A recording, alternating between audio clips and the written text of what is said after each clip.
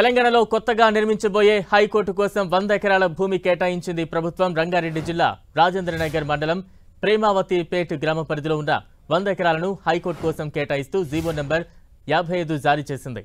ప్రస్తుతం ఉన్న హైకోర్టు భవనం శిథిలావస్థకు చేరుకోవడంతో కొత్తది నిర్మించాలని ఇటీవలే హైకోర్టు న్యాయమూర్తి అలోక్ ఆరాధేతో పాటు పలువురు న్యాయమూర్తులు సీఎం రేవంత్ రెడ్డికి విజ్ఞప్తి చేశారు. ఈ క్రమంలోనే కొత్త హైకోర్టు భవన నిర్మాణానికి గ్రీన్ సిగ్నల్ ఇచ్చిన ప్రభుత్వం 100 ఎకరాలు కేటాయిస్తూ ఉత్తర్వులు జారీ చేసింది.